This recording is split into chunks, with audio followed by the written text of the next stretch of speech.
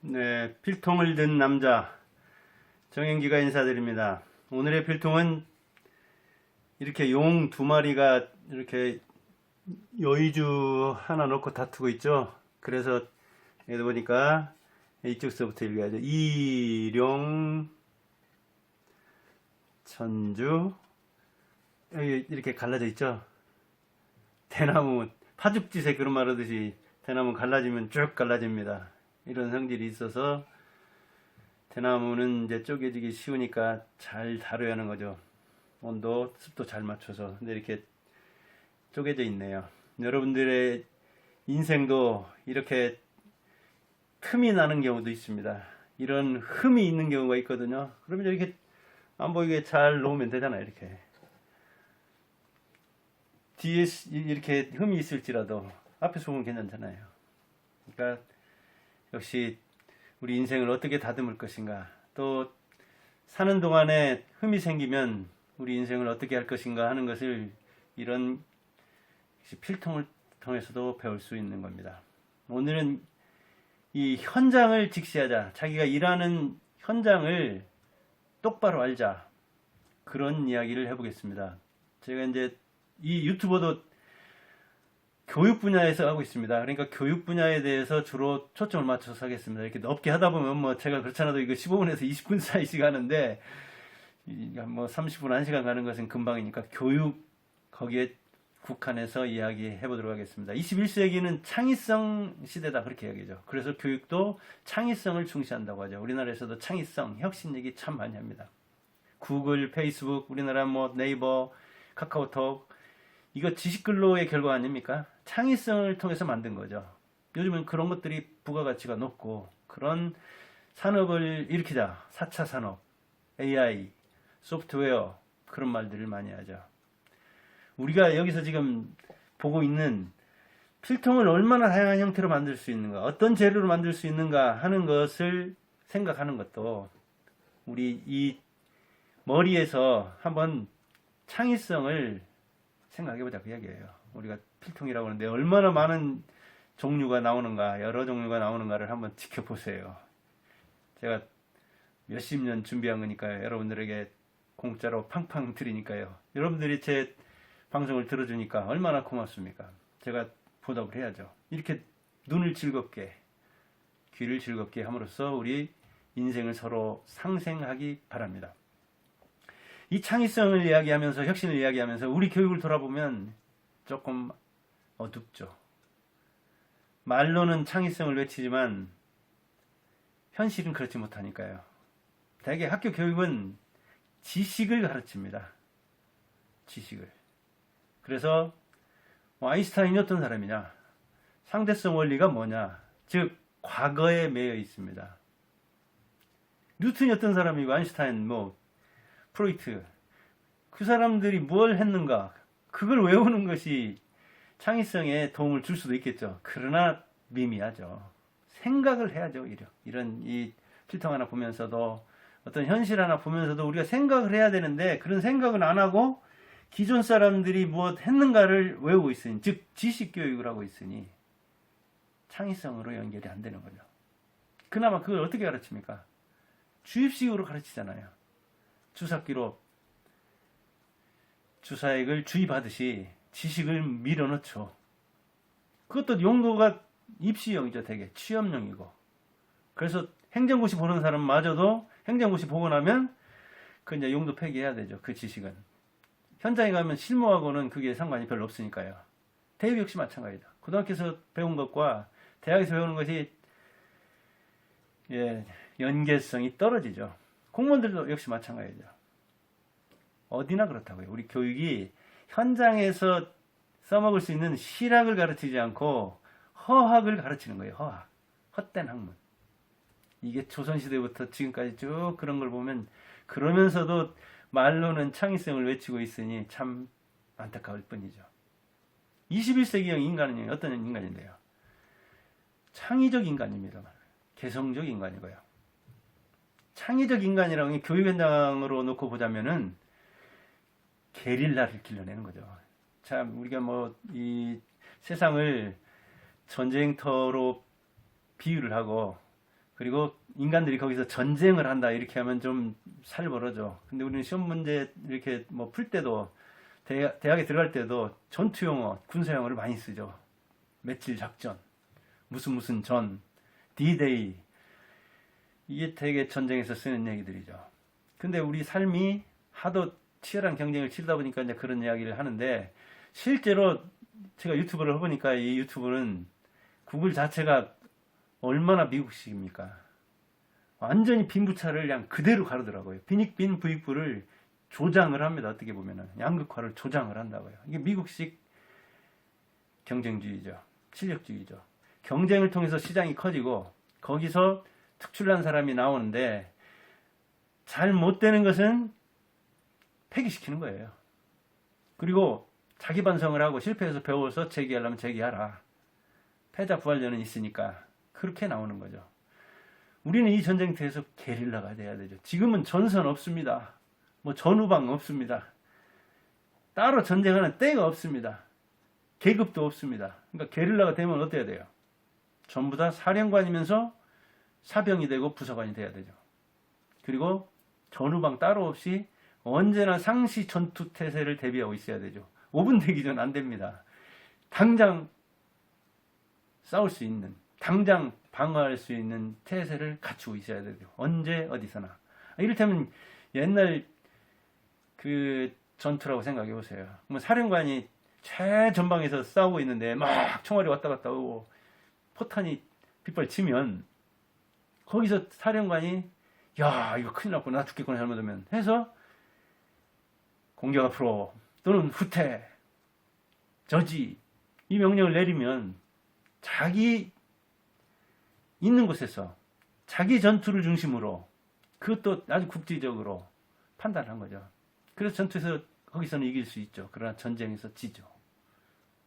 사령관은 전체를 봐야 되잖아요.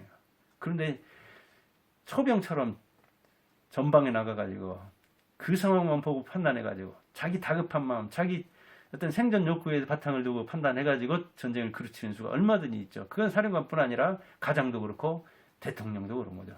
잘 봐야죠, 상황을. 청와대에서만 볼 게 아니라 세계를 봐야 되죠. 우물안 개구리라도 바다를 이야기할 수 있는 안목이 있어야 되죠. 우리 모두가 그런 게릴라로서 사령관이자 사병이 돼야 한다는 얘기죠. 지금 전선이 따로 없으니까요. 그게 바로 21세기에 요구되는, 21세기가 요구하는 새로운 인간형이죠. 우리가 그렇게 돼 있는 걸 봐야 됩니다. 유튜버 나와서 보니까 그러더라니까요. 전선이 따로 없어요. 세계적이잖아요. 그런데 우리가 그런 어떤 힘을 가지고 있으려면은 자기가 때에 따라서는 사령관이 되고 때에 따라서는 사병이 돼야 되는데, 그런 실력을 가지고 있으려면 실제 그런 실력을 갖추고 그런 무기를 갖추고 그것을 바로 쏠 수 있는 그런 태세에 있어야 되죠. 되게 2차 대전의 패배, 독일, 일본이 왜 2차 대전에서 패배했느냐에 대해서 말이 많습니다. 그리고 전문가들은 거기에 대해서 분석을 많이 내리죠. 그런데 그 중에 하나가 독일군이나 일본군들은 지시명령이 아니면 상명하복 체계가 너무 잘 돼 있어서 지시명령이 아니면 움직일 줄 몰랐다. 그래서 고립되거나 포위되거나 통신이 두절되면은 거기에서 혼자 있을 때 어떻게 상황을 파악해가지고 자기가 그 중대장이 명령 안 하면, 소대장이 명령이 안 하면 살 국리를 몰랐다 해. 그러니 어떻게 전투를 해가지고 적을 이겼겠느냐. 그런 이야기를 합니다. 그러니까 너무 지시체계가 복잡하고 위에서 명령하는 데 따라서 밑에서는 그것을 복종하는 데만, 수행하는 데만 힘쓰다 보니 기계적인 움직임을 가졌단 얘기죠. 그래서 병사 하나하나에게 어떤 그 처리권을 주고 판단권을 주고 그리고 책임지게 하는, 진짜 제가 팀스피트 훈련을 그 80년대 초에 했거든요. 근데 이제 제너레이터 중대 그 미군한테 가가지고 전기를 우리 통신부대에 있었는데 따올 일이 있었는데 그 병장이라는 거예요. 우리 부대에 이제 영어를 하는 사람이 있어가지고. 그런데 우리 부대에는 이제 전기가 긴급히 필요했죠. 이야기하니까 이 병장이 오케이 따가라. 그러고 위로 보고를 하더라고요. 야, 그래서 미국은 다르구나, 우리나라하고. 우리가 그렇게 했으면 중대장한테, 대대장한테, 연대장한테 깨지다 풀리다 보죠. 어디서 감히 병이 지 맘대로 뭐 전기를 미군을 줘? 네가 다 해먹어라. 이리 와. 영창 가야지. 그러니까 미군이 바로 필요한 시간에 전기를 주려면 어때야 돼요? 밑에서 딱 판단해가지고 책임지고 따가쇼. 그래야 되는데 그 5분 내에 이를테면 무슨 뭐 그 병원 무슨 기기라든가 아주 긴급한 기기를 쓸 때는 10분, 5분을 다 트는 거 아닙니까? 그런데 위로 보고해가지고 연대장이 없습니다. 찾아다니고 지금 뭐 30분, 1시간 가면 다 죽죠. 전투 다 끝나죠. 그러잖아요. 우리나라 체계는 그렇게 돼 있잖아요, 지금도. 그리고 공작 앞으로 그러죠. 저쪽 그 영국이나 미국 같은 데는 나를 따르라. 그래서 전쟁 치르고 나면 이스라엘군이나 영국군은 장교가 많이 죽고 우리나라 군인은 사병이 많이 죽는다고요. 장교는 참호에서 공격 앞으로 오면서 사병 뛰어나가지만 자기가 안 뛰어나니까 그러겠죠. 어찌 보면 참 그 우리나라가 미국을 많이 따라하는데 그런 좋은 것은 미국 안 따라하는 경우도 많습니다. 교수들도 많이 그런 측면이 있는데 미국에서 좋은 거는 다 미국식으로 하고 한국에 오면 또 한국식 자기 편리한 걸 한국식으로 합니다. 이게 바로 미국식이요 한국식인 거죠. 그러니까 우리나라에서는 지휘관이 없어요. 임진왜란 때도 그랬습니다. 지휘하는 사람이 한양에서 내려와야 하는데 이 집합하고 있는데 지형은 잘 알고 그 사람들도 서로 잘하는 사람이 지휘하지 않고 한양에서 내려올 때까지 기다렸다니 그 사이에 몰살당하는 수가 많았죠. 참 조선시대나 지금이나 어찌 그리 비슷한지. 미국이나 영국 그 2차 대전 때도 1940년대도 자기 스스로 판단할 수 있는 병사에게 그 권한을 많이 줬다고 하잖아요. 우리는 전부 다 이제는 다 사령관이자 부사관이자 병사입니다. 우리가 그래야 살아요. 유튜브를 시작하면서 제가 그걸 많이 느꼈습니다. 현장에서. 유튜브에서 현장을 직시하라고 하는데 뭘 직시하느냐? 첫째, 나를 알아야 돼요. 저는 참 많이 압니다. 제가 부족하다는 걸 많이 느꼈습니다. 그러나 60년 준비하고 이렇게 필동을 든 남자로서 활동할 수 있을 만큼 제가 또 필동도 많이 있고 그러니까 여러분들 기대해도 괜찮습니다. 제가 점점 더 나아지겠습니다. 부족하니까 공부해야죠. 그 다음에 경쟁 상대도 알아야죠. 그래요. 네, 구독자 100명인 사람, 1000명인 사람, 10,000명인 사람, 10만 명 넘어간 사람들은 아직 너무 높고요. 10,000명 이내인 사람 중에 이렇게 하면 되겠네. 저렇게 하면 많이 배웁니다. 제가 요새 어떻게 하는가. 진짜 무대프로 시작했지만 열심히 배웁니다. 4시간 이상 자지 않고 이 나이에 뭔가 될 겁니다. 그래서 경쟁 상대를 파악하고 있다고요. 그다음에 독자를 파악해야죠. 시청자를. 되게 40, 50대 남자로 돼 있더라고요. 40, 50대 남자면은 자기 인생과 자녀 인생을 매우 신경 써야 할 때고 위로는 부모도 봉양해야 할 때죠. 한마디로 돈이 많이 필요한 시기죠. 그러니까 여러분에게 용기를 주어서 이 산업 전선에서 게릴라가 되어서 사령관이자 병사로서 상황 판단 탁탁 해서 어찌 보면 독립할 때는 독립할 그런 자신도 있어야 됩니다. 제가 볼 때는 한 40대까지는 저도 39살에 이제 학원을 시작했는데 40대 초반이면 뭐 그런 대로 괜찮을 수는 있습니다. 그러나 이 시장 뭐 만만치 않기 때문에 정말 치열하게 준비를 해야 됩니다. 이게 거시 뭐 미시 그런 말 하잖아요. 경제학에서도 거시 경제학, 미시 경제학 그러잖아요. 트렌드에서도 메가 트렌드, 마이크로 트렌드 그런 얘기를 하잖아요. 그러니까 악마는 디테일이 있으니까 미세한 것도 볼 줄 알아야지만 또 넓은 것을 볼 줄 알아야죠. 국제가 어떻게 움직이는지. 그러려면 공부도 열심히 해야 됩니다. 사실은. 그리고 수준 있는 사람들의 말을 들어야 됩니다. 저도 이제 아까 경쟁 상대의 말을 듣는다고는 했지만 그 사람 말을 판단하면서 듣습니다. 그리고 대도서관처럼 정말 거인들 이야기도 나이는 저보다 훨씬 어려도 스승삼아 듣습니다. 역시 거인들이 하는 말이 뭔가 들을 게 있더라고요. 또 그 사람들이 써놓은 책이 더욱더 정수고요. 그래서 제가 방송 이렇게 하고 있습니다만 평소에 저도 책 많이 읽거든요. 여러분들도 책 많이 읽고 자기를 키운 다음에 그 다음에 경쟁 상대는 누군가 그 다음에 시청자들의 욕구는 뭘까 잘 생각을 해서 저도 살아남으려고 하지만 여러분들도 현장에서 살아남기를 바랍니다. 제가 응원해 드리겠습니다. 이 필통을 든 남자 정영기가 한번 잘 보세요. 이 용 두 마리를 새기는데 이게 얼마나 공력이 들었겠습니까, 이게.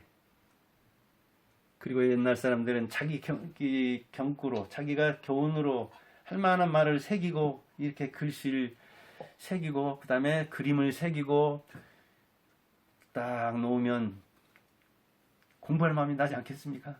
그렇게 이제 공부해서 과거에도 합격하고, 고시에도 합격하고, 그런 거 아닙니까? 예. 여러분들도, 여러분이 어떤 분야에 속했든, 하는 일이 무엇이든 간에 자기 현장을 잘 보아서 자기를 알고 경쟁 상대를 알고 그리고 자기 손님은 누굴까? 자기 그 타깃 그것이 무엇인가를 알고 잘 대비하기 바랍니다. 정영기 TV 정영기가 알려드렸습니다. 감사합니다.